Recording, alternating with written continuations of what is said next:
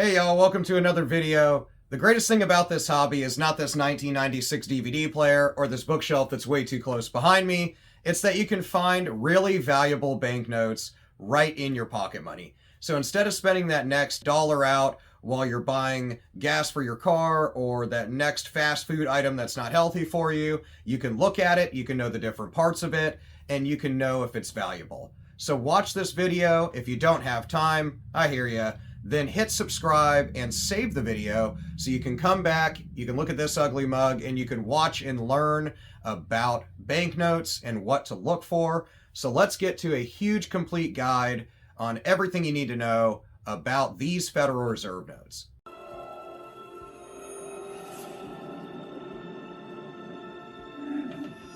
Before you spend that next $20 bill, watch this video because I'm going to cover each part of the $20 Federal Reserve note, all the security features so you can make sure your note is real, as well as talk about some good errors to look for while you're going through your pocket money to make sure you don't spend that $20 bill before you find out that it was worth way more than the face value of $20.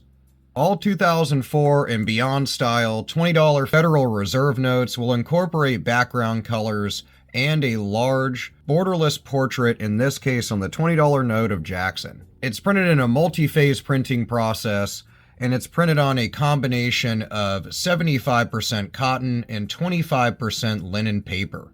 Also, dispersed amongst this paper is randomly dispersed red and blue security fibers, and this is mainly due to aiding in anti-counterfeiting measures. Another difference in these and older $20 banknotes is that this style of Federal Reserve note will have an enlarged and off-center portrait without a frame. The first portion of the note that we're going to talk about are the two different seals on the note. On the left-hand side, you have your Federal Reserve System seal, which is a black circular seal to the left of Andrew Jackson.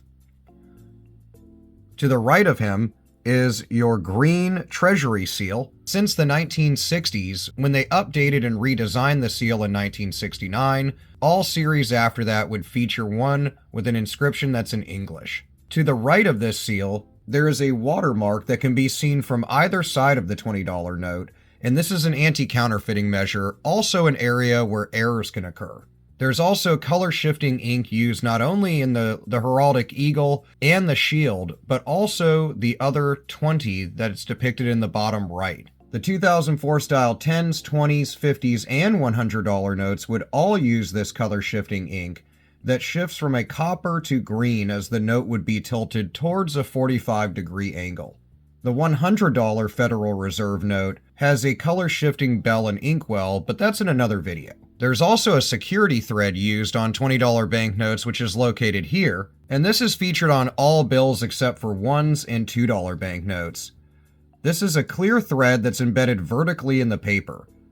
The thread is also inscribed with the denomination of the banknote that it's on, so in this case 20, which would be repeated across it. This would be only visible when you hold the note to light, so you can do that to make sure you don't have a counterfeit $20 note.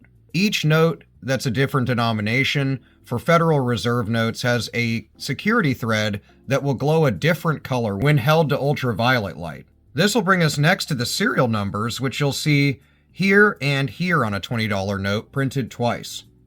The first letter of the serial number on Federal Reserve notes is going to refer to the series. So in this case, PH would refer to 2017A, which is seen in the series date printed here.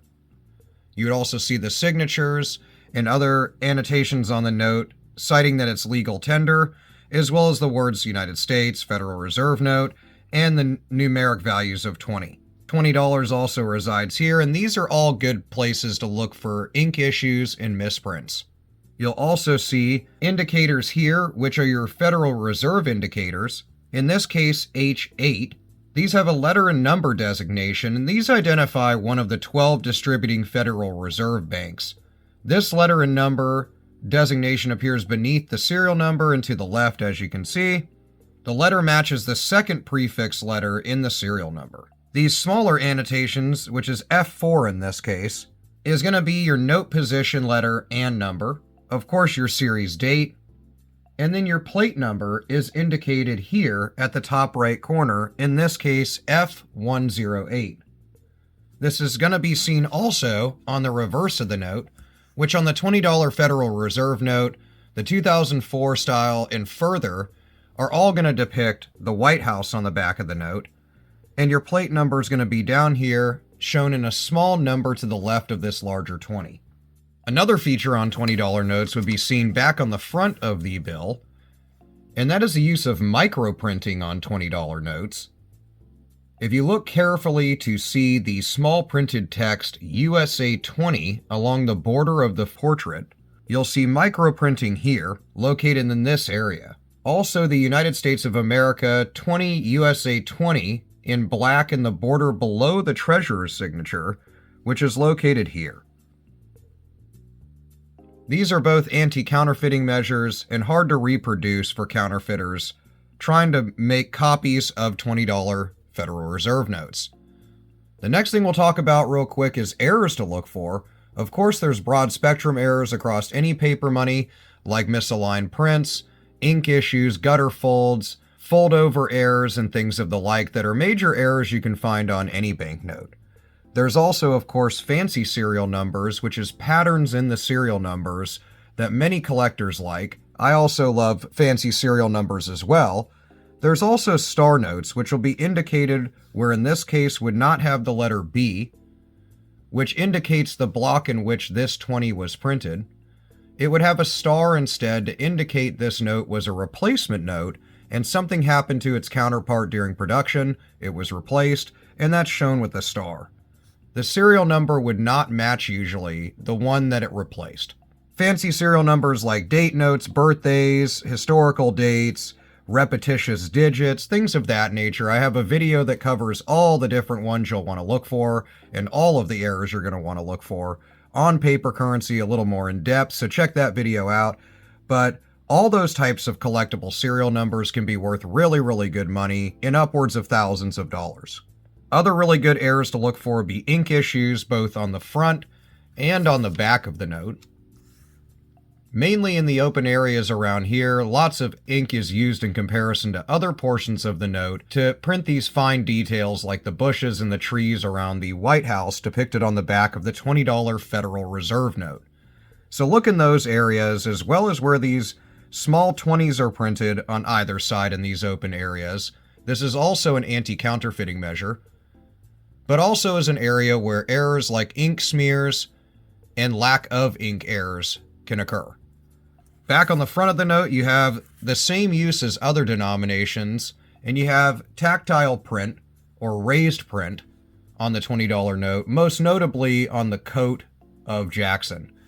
This area can also be a good area for errors, mainly ink issues, primarily seen in versions of $20 notes sold with a lack of ink error. These usually sell for really good money. Dramatic versions of that ink error have sold for hundreds of dollars over the face value of 20, so they can be really valuable if dramatic and in good condition. So now that you know all the different parts of the $20 banknote, you know some different errors to look for, you know that you need to look for shifted seal, shifted print, fancy serial numbers, things out of place in general, look for issues with the color changing ink, and print issues around those areas, amongst the other areas I mentioned. You also know, of course, just the general graphics and a little bit of the backstory of a $20 bill, so hopefully you're a little more familiar, and hopefully you know what to look for next time a $20 note comes across your pocket change, and before you spend it on the next meal out or date out or movie night out or whatever, you might come across something really, really collectible. Let me know what you think about all this information in the comments. Also, let me know what you've come across lately in your coin and banknote searches. I love reading and hearing about that stuff, so I'll see you in the comments, and I'll see you in the next video.